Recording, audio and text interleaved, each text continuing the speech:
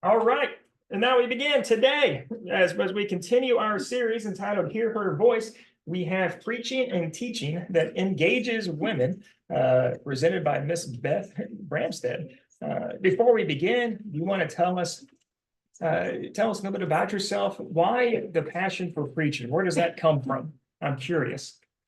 Yeah, okay. I just thought some of you I know, some of you I don't, but I am just gonna be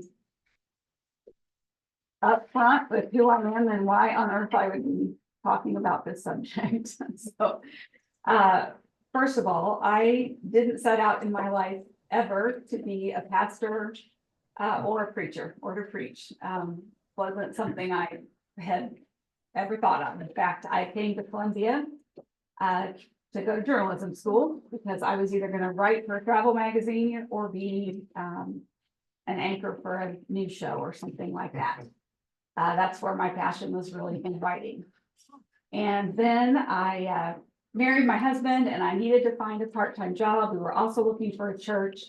And just to make the story really short, there was a local church in town called Woodcrest, and they were about 100 people at the time looking for a secretary. And I was maybe not even 20, I can't remember. And I was like, surely I could manage that. I've grown up in church. Surely I could do that. And that is how my story began. And so I joined the staff, of Woodcrest really early. And just as the church grew, was asked by the pastor and, what would I like to do? And so I got sent to a lot of trainings, a lot of conferences. I laugh about some of it. In my early 20s, I was overseeing a women's ministry, a singles ministry, small groups, children.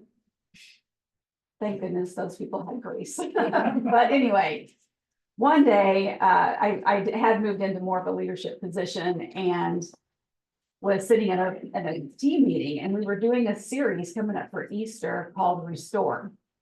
And it was on restoring humanity, and the Easter story, basically, Jesus's role in that. And 2 of the weeks, the group had decided to do restoring masculinity and restoring femininity.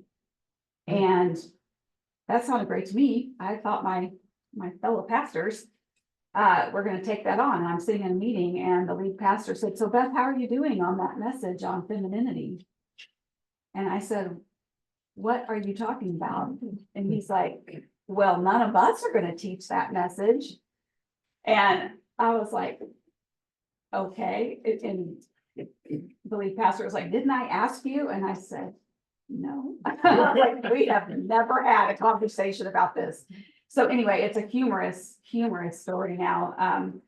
They helped me put together a message. I was not like, I didn't have to stand up there and come up with 40 minutes on my own. I was able to use some video and some other things to help form that. But that was really the first time that I had responsibility for the content part of the message, and found out over time that I actually loved it, that the skills I had in writing worked very well in preaching as well. I also worked with my passion to help people take the next step in their spiritual journey, to introduce them to biblical principles that would transform their life, produce freedom in their lives. And so I got to keep experimenting with it. Kind of the rest of that is between 2009 and 2012. I kind of came face to face with the questions personally about what does it mean to preach or to be called a pastor, in terms of the women in leadership question. And so I worked through those things on my own. It took probably 3 years to where I felt comfortable, because I did not come out of a tradition that had female pastors. So I did that. At the same time, our board was kind of going through the same process and decided they would accept a female ordination candidate. And so in 2013, I was ordained at Woodcrest as the first female pastor. And so people that have been around these circles, a lot of times that's how they will know me, It's just because that was kind of a big deal back then. And then, so I was with Woodcrest for 25 years. So that's where I spent most of my time, and was, I don't know, preaching 6 or 8 times a year, probably, by the time that I left. And so in that hole, I had a big kind of a crisis with God about what next, because I did choose to resign, but there were some complications, some, things that went along with that made that difficult. But I continued to want to mentor and empower women to use their gifts. And so found some ways through TEI primarily to do that. And all this time I was friends with Phil Schaefer and Mike Aycock over at Christian Fellowship, because we had done ministry together, just community, pastors know each other, get together. And they knew that CF was going to transition, that Phil and the other pastors there were going to be retiring about the same time. And so eventually that became a conversation of what would it look like for me to join that team in transition. And so I have since been at Christian Fellowship, so it's almost been 5 years now, which is hard to believe. And let's see, what year was that? 2021. So they were right on the edge too of just progressing in their thoughts about women in leadership, but not having taken any action yet. And so in 2021, along with Deb Schaefer, who was the lead pastor's wife and had been serving in women's ministry diligently forever, we were both installed as pastors at Christian Fellowship. So I do come to this presentation with the privilege of having been able to work in that area, to actually be paid full-time to pastor and to preach, which I know is not common for, a lot of people. A lot of women don't get that opportunity. And so, so I'm serving as a pastor of Church Life. But with that, also, I know that comes with having done the theological work, knowing the all of the theology and thought that goes into where we come in our positions. And so I don't come with any animosity toward any church that has a different theological view on women in leadership. In fact, my heart is just to help as much as possible, empower the women in the roles and the gifts that they have that can be used in the place that God has put them. So that is really my heart. And so when I was thinking about what to talk about, because Rod gave us the option of what we might want to talk about, I just thought about, well, what is really unique to me that I can speak on that maybe somebody else couldn't. And so that's where this idea came from. And also because I received a gift from one of the men in our congregation. And he had come to talk to me because I oversee all of our groups and classes. And he wanted to talk to me about leading a class on prayer at one of our upcoming semesters. And he had mentioned before that he was reading this book. He's a retired gentleman. He actually went to seminary since he's been retired. And so he showed me this book, Preaching That Speaks to Women, and said he was reading it, but he didn't give me any context the first time. And so when he came to meet with me about teaching a class, he's like, in fact, that's why I picked up that book, because all my life I have taught in men's ministry. And I knew if I came to CF and offered to teach a class, it would be a co-ed class. And I wanted to be prepared for the females that I would have in my class. And I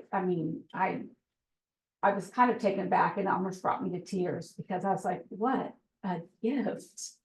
What a humbling thing to do, and to be willing to put himself in that position to say, I'm going to learn.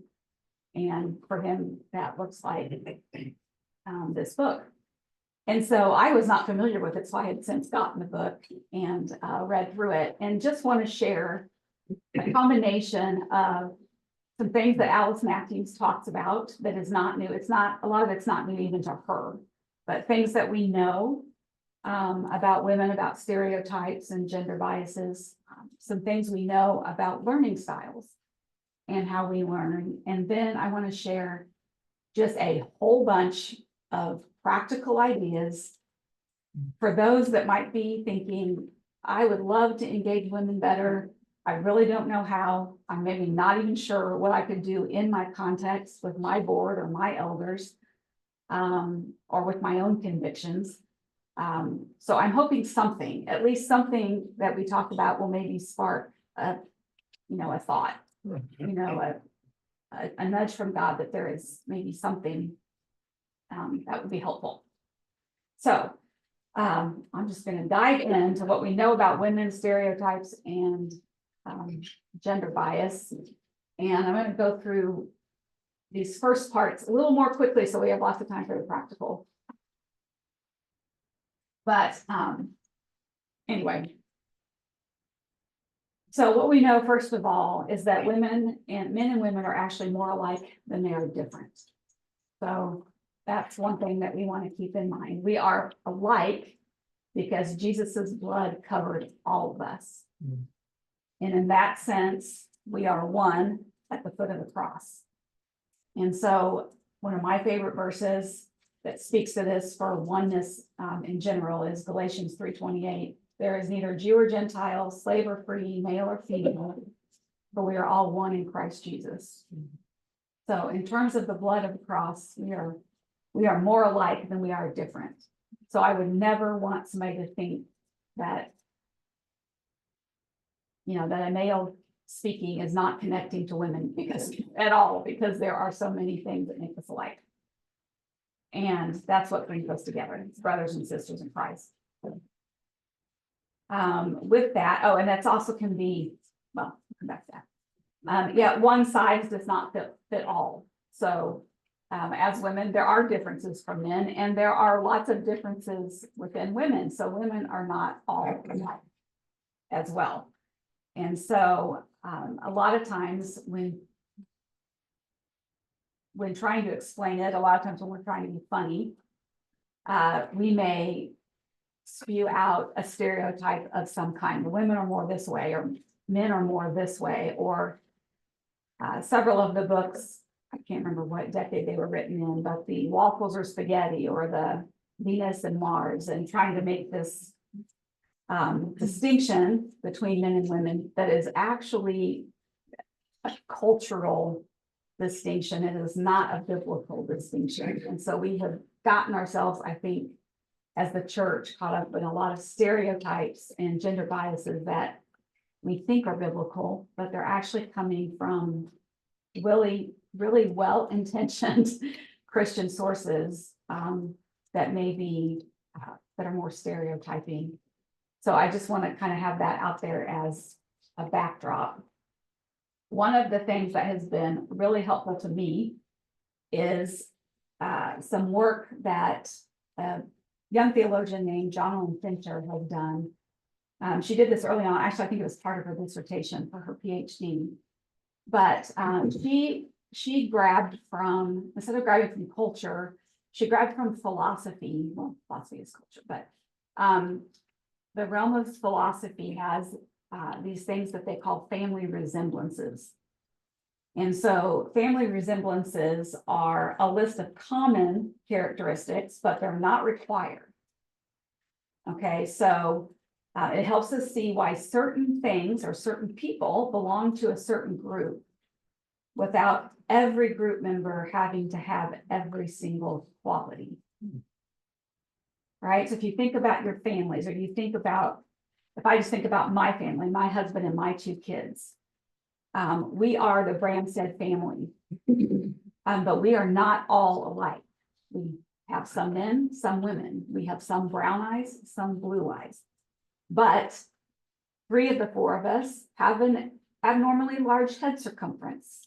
That is genetic. So one family resemblance you could say about our line is we have to get custom-made hats.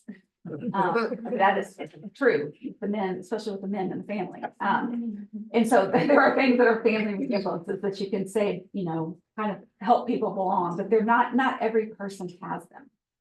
And so what has been most helpful to me, if I'm going to give you 5 of these,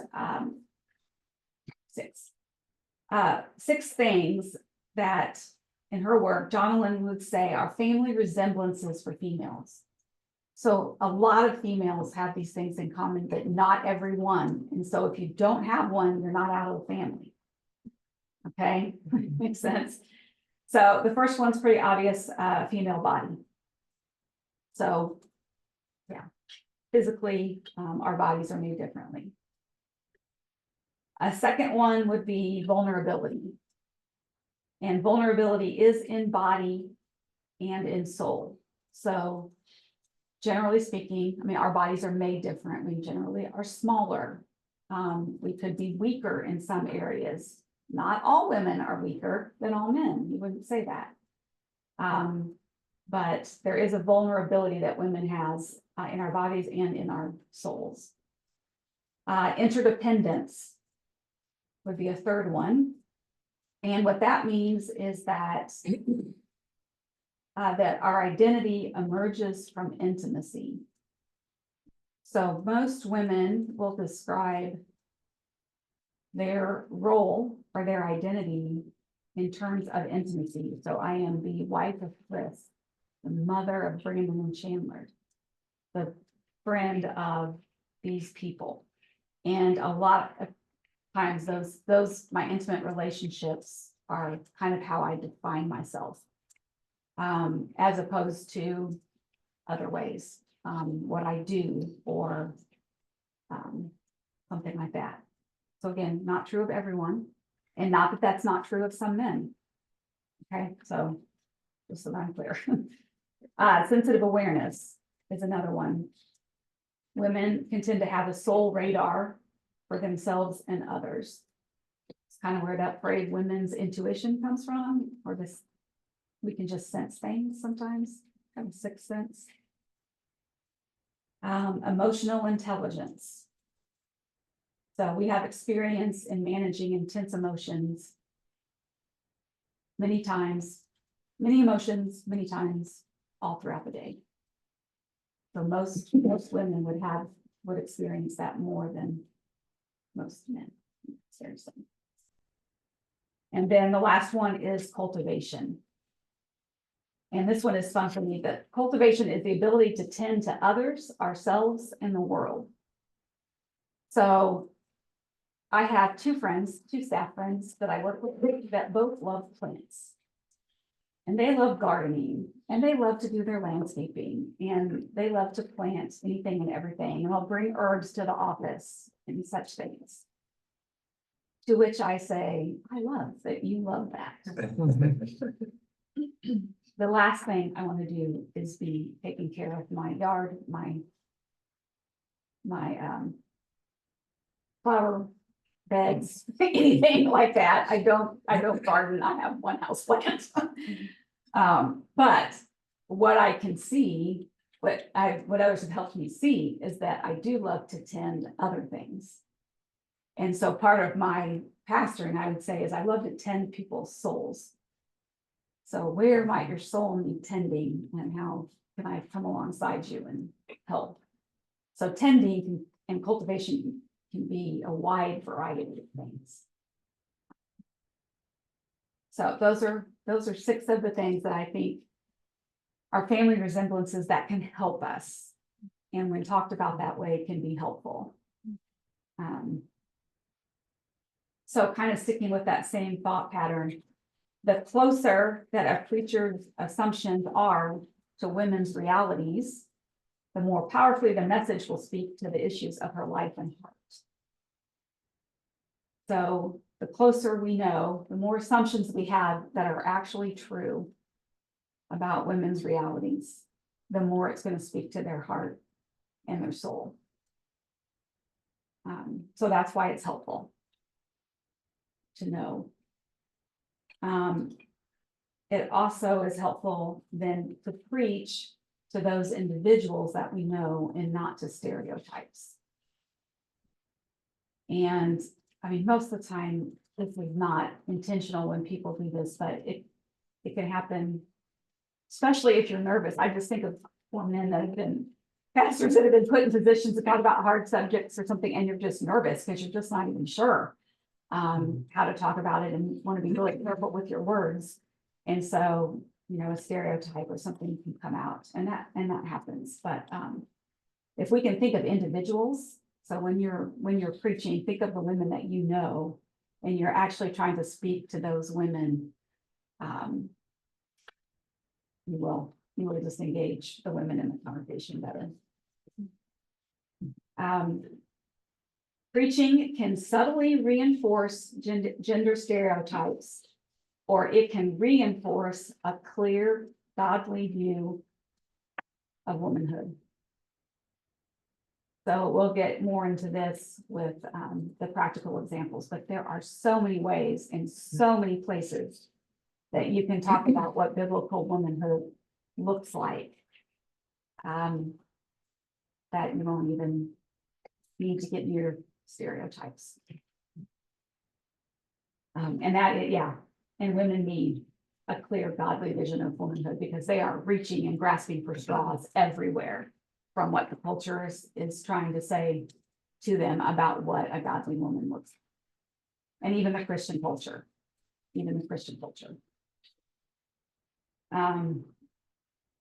Women listeners need biblical examples, illustrations, stories, and metaphors of women who are psychologically whole. So there's two parts of that. Biblical examples, illustrations, stories, metaphors are going to speak to women really well. The other part of that is the psychologically whole part. So that the whole person of the woman. So who we are relationally, spiritually, emotionally, physically, all of that.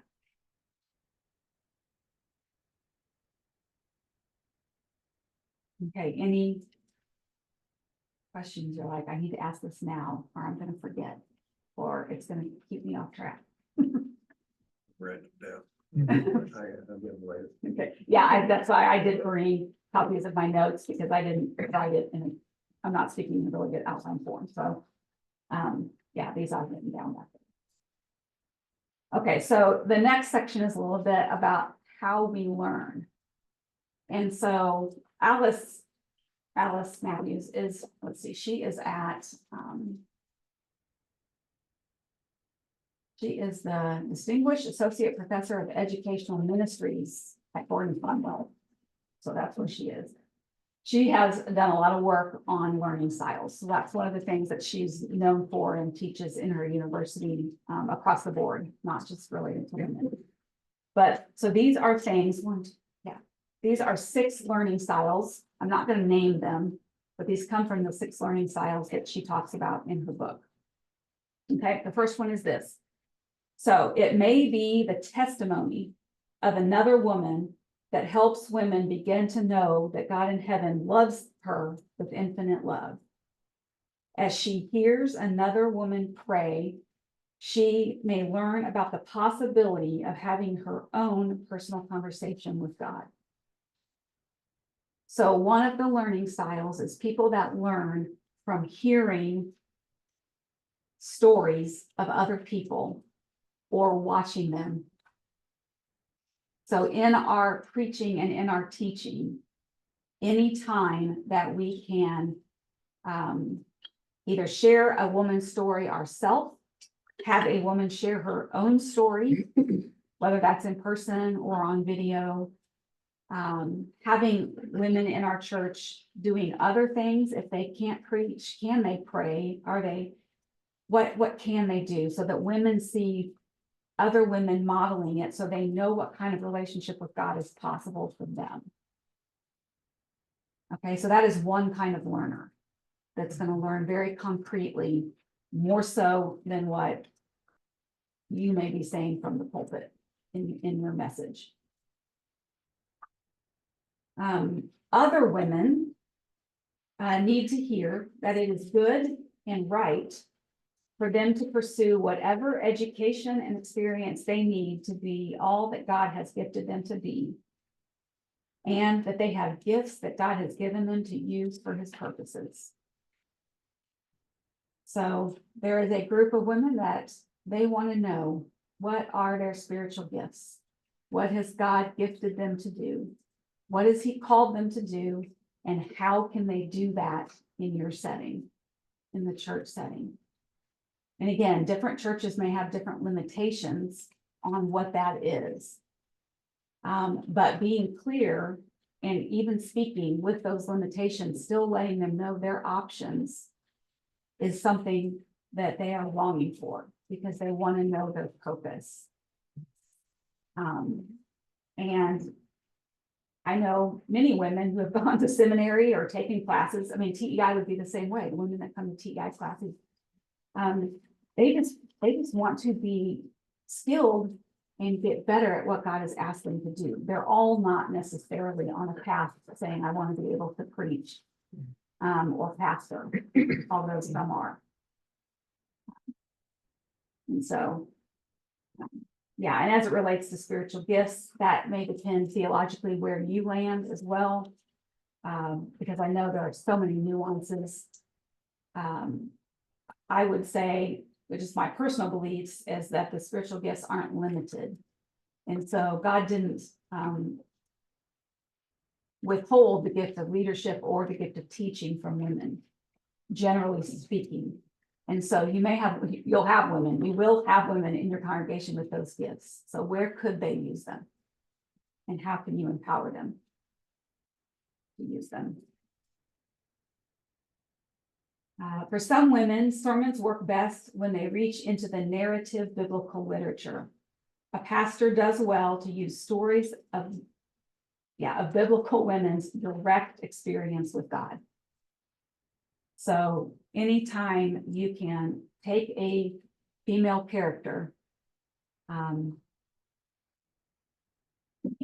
preach about it, whether it's part of the series, whether it's a one-time, that is just about Ruth or Esther or, someone like that. There is a group of women who will learn the most by looking at a real biblical person's story and digging into it.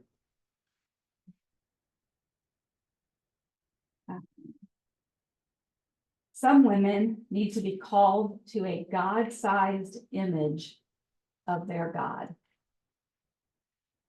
So they're seeing God as smaller than he is. These are ones, because you will also have women probably who have been potentially raised in environments where women had even less of a voice than maybe you want them to have.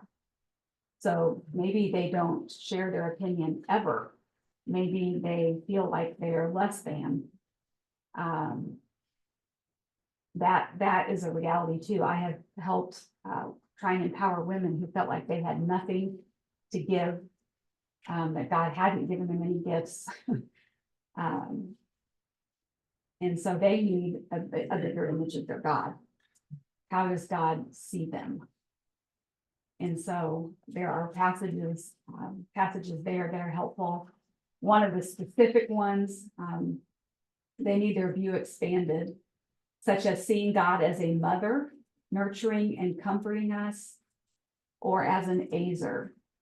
So I think a little further down here, I have the scripture references, but where God talks about himself in mothering language, bringing us to his chest, how he cares for us, those types of things, or that he is an Azer. He is a warrior God that takes battles for us. He is our shield.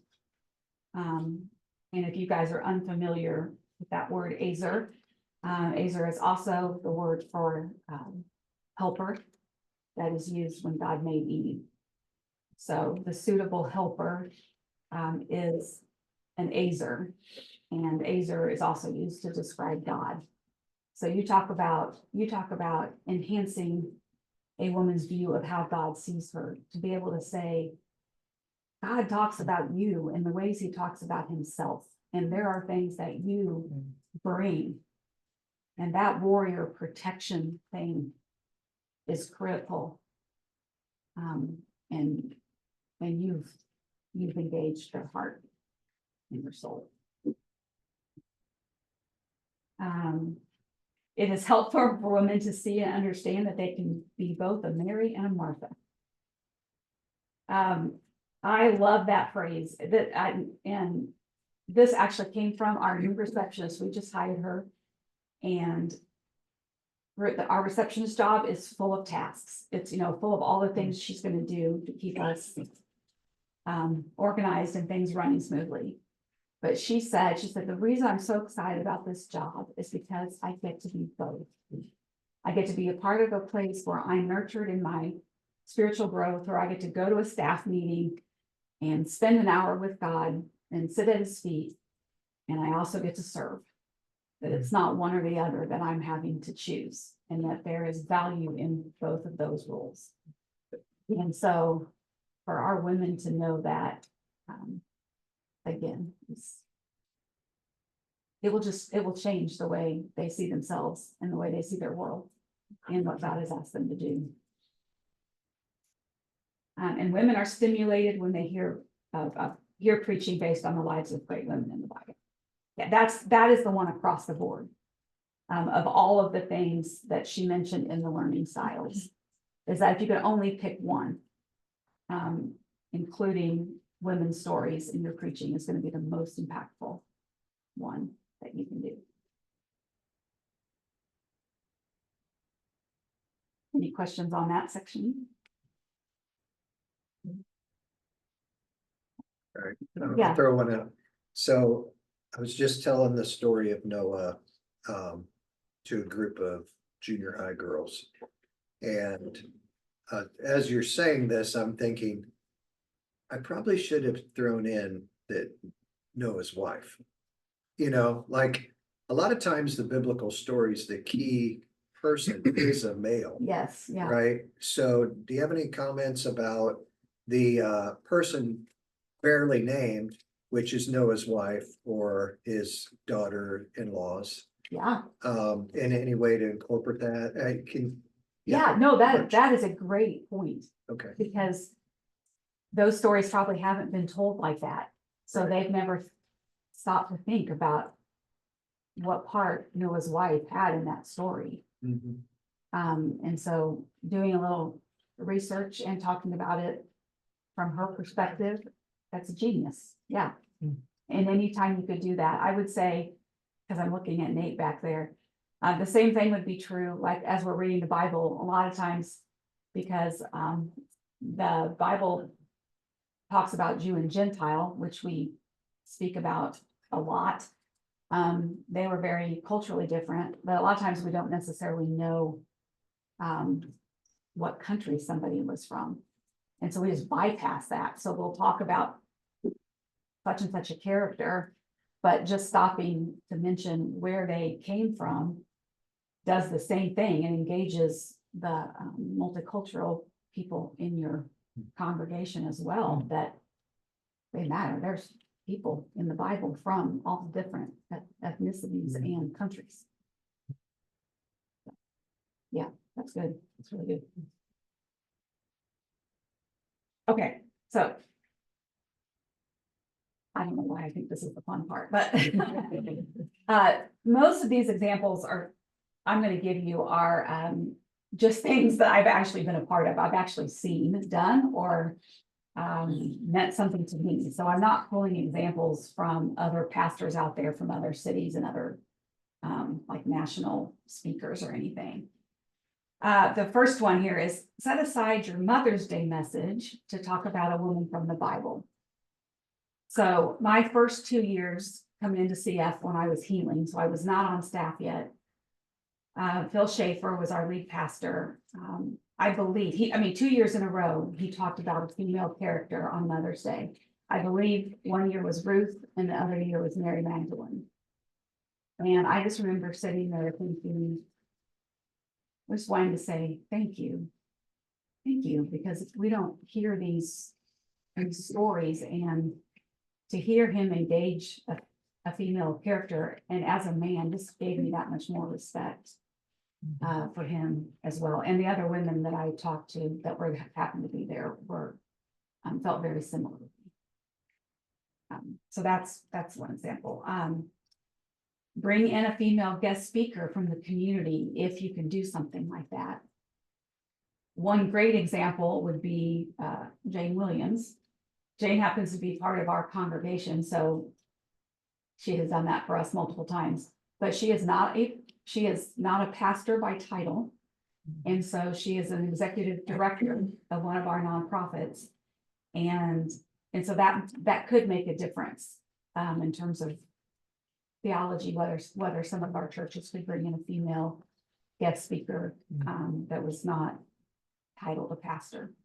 So be creative and see who you may have in your circle of influence, that might be a possibility.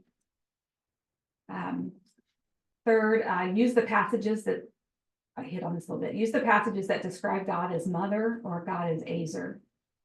You could even tie it into a message on spiritual mothering. So this year that we did all this together, Jane spoke on Mother's Day talking about spiritual mothering.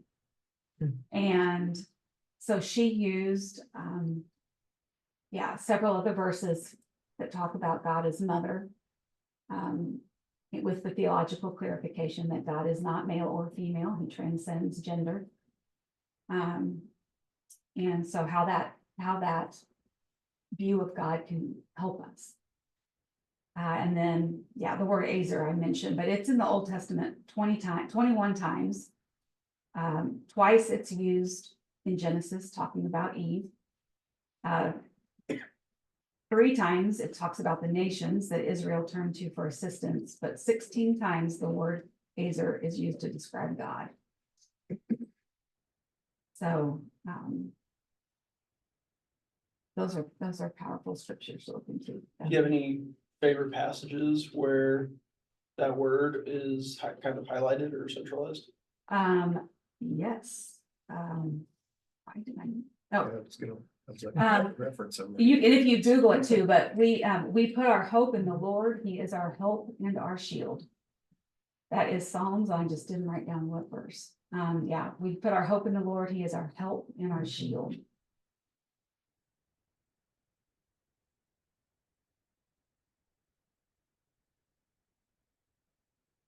But yes, I did Google that to see in there. So you can Google it and you can get the whole list of them. Several of them are in Psalms. And these just reinforce that women are created in the image of God. When we describe, There's also the name of God is El Shaddai, the Shad is breast. yes, We could describe him as the many-breasted one, which is the motherly nourishment. that word breast is used multiple times. Woman is used. Quite a few. This next one, you could develop a teaching team and include women in your prep or in that group. So this is something I've been a part of at both churches, but it's a team that comes together to help form the messages or the message series. It can be more conceptual to where you have people speaking into what God might be saying that he has on the heart for the congregation for the year and brainstorming, what that could look like. Or it could be as specific as having a group that helps work through the scriptures that are going to be used in a specific message to give context or just their own experience. And in that setting, then you would have women sharing directly with you their experience or how they're interpreting the scripture or what it means to them, which can be really helpful because then you could quote it if you wanted. One of my favorite experiences with this was at our last church. We did teaching run-throughs, and so in Yes. that meeting, there were men, women, young youth leaders were there, and also people from different cultures. And so after the teaching is through, after running it through, everyone got a chance to say, hey, when you say that word, students are gonna laugh. Or like, as a woman, this is how I felt when you said this. And so just to make sure you're reaching or giving suggestions. So Yeah. it's really helpful. Great. Yeah, so that was actually the next one I had, invite women to review your messages or just speak it into them as you're preparing either one. Not all women, not every woman, but ones you trust, this all has caveats. Or, yeah. Okay. Be comfortable talking about Mary and her experience with pregnancy and giving birth. Now, I brought some examples with me. So this one, I actually want you to just pause for a second and close your eyes and see how you experience this. This is about 4 paragraphs from a Christmas Eve message that I gave a couple years ago on Mary. You see, God could have chosen to come into the world in so many ways. Mounted on a chariot, straddling a stallion, descending from the clouds, or floating on angels' wings. He could have come fully grown, trained, privileged, and already in charge. But instead, God came to us floating in embryonic fluid.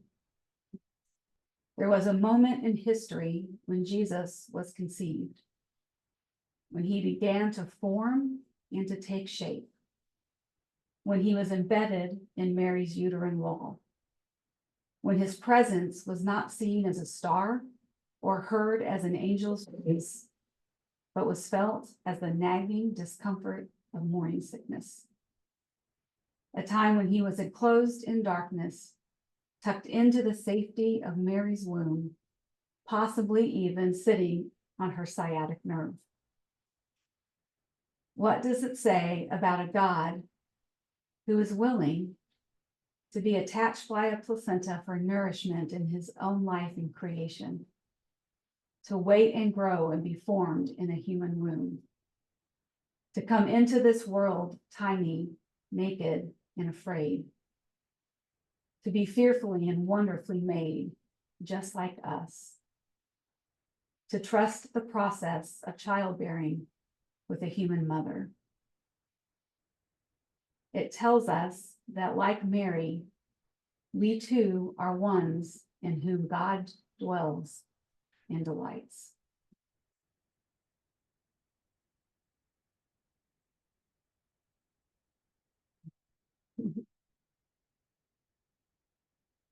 Now, after that message, this may have been one of the first ones I did at CF. I had to laugh because Michael Acock's comment was, well, some of those words have never been said in our before.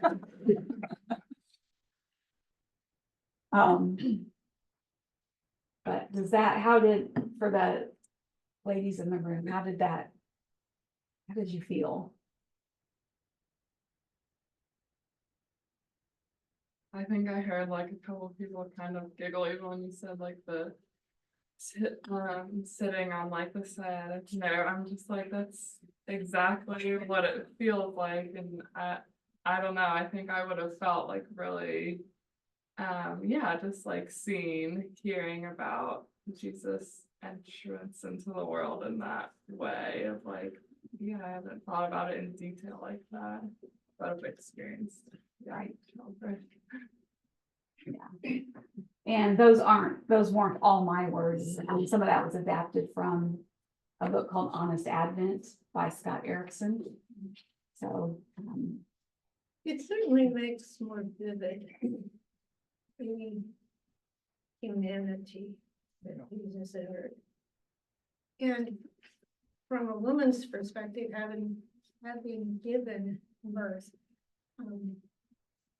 it also, as the narrative points out, illustrates that trust that had to exist between God and Mary and God. This was a difficult journey for her in the context of her culture, because she would have been perceived as not married, would have been perceived as having come by this pregnancy in a different way than it actually occurred. And how could she prove? yeah, Anybody, even Joseph, how that had come. It also I think takes us mentally in the picture from human birth to the reality of new birth, how we are thrust into a very different world at birth than we had in utero. So too, at new birth, we are thrust Yes. into his kingdom life. It's very different. Yeah.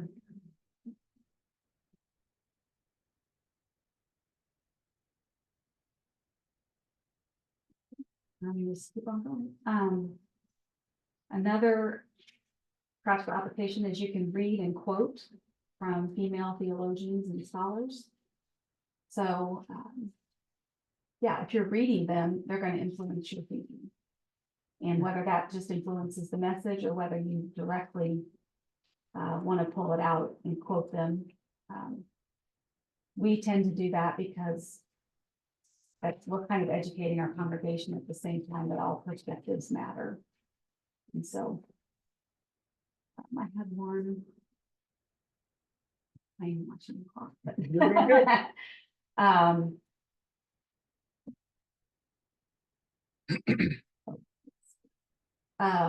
This quote from Carolyn Custis James when she's talking about Ruth. So she's written several books on Ruth, and we did a series on Ruth this year. I just loved, but this quote, the beautiful irony is that the three of them, meaning Ruth, Naomi, and Boaz, the three of them never realized the far-reaching global impact of their selfless actions, which were intended to merely address local family matters. And so this quote was used in the conclusion to the message where we were talking about, we had now talked about their whole story and what happened in their context, but how their story, the redemption that it shows and provides to us today, and what that looks like. So for them, yeah, it was just merely local family matters and the impact that it's had. And so I just chose that was a great place to quote Carolyn, and yeah, introduce her to our folks. You can also have women share their stories. We talked about that a little bit as part of the message.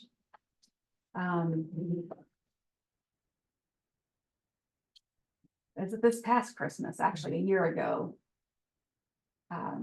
we did a series called Traveling Light, and we pulled each of the different characters. So I can't remember all of them, but I think 1 week was on Joseph, 1 week would have been on Mary, but we also did a week on Anna in the temple, and just, yeah, there were a couple things there, helping people just see that Anna, first of all, had a purpose in the temple, that God, she was waiting, but she wasn't just waiting without any reason. And so one of the quotes, this is from it's a Reverend Alicia is her name. She says, Anna is a woman, as I imagine it, who walks into the temple and simply glows. I imagine her embracing the temple with her presence and being an expansive presence to all around her. So we were talking about what it would be like for her. She was probably like a hostess in the temple. And she got to know everybody as they came in and welcomed them, and she knew their families. She had a purpose while she was there waiting. And so then we were able to tell the story, and these guys did it in person, but Derek and Elizabeth Scott, who had waited and waited and waited, and then God just showed up in this incredible way. And they're being able to adopt their son Asher that they have now. And the points where God showed up were just, I mean, they were just undeniable. So they came up and shared their story at the end of that message. Yeah, that was really impactful. More so than if I had kept preaching whatever I was going to say. You can share videos of people in your congregation, as well as them sharing their stories in person. We've done that before. Quoting male theologians who are talking about women in scripture is very impactful as well. Sometimes you just have to kind of look, but this one, so Mary Magdalene and the women at the tomb was this message, and this is what N.T. Wright writes. There comes a time in the story when the disciples all forsake Jesus and run away. And at that point, long before the rehabilitation of Peter and the others, it is the women who come first to the tomb, who are the first to see the risen Jesus and are the first to be entrusted with the news that he has been raised from the dead. This is of incalculable significance. Mary Magdalene and the others are the apostles to the apostles. And so just the strength of the words and the strength of somebody like N.T. Wright, who most people at least are familiar with and have probably read a book. As a female hearing that, it's just empowering to say that I'm here for a reason. Jesus has something for me to do, just like these women in scripture did.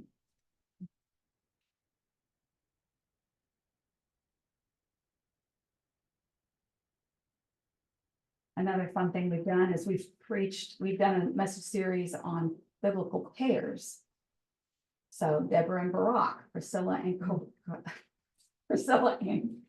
Aquila, David and Jonathan. So male pairs, female pairs, male-female pairs, but how they work together interdependently for whatever God's purpose was. Messages together. Michael and I did one together. So those are fun. Those are really fun, and they're powerful too. If that's something your church and theology allows for. So I think I hit them all. That was awesome. That's awesome. Should we transition to some questions? Yes. Let's do that. I'm gonna go ahead and pause this recording first. And by pause, I mean stop. I'm not gonna restart it.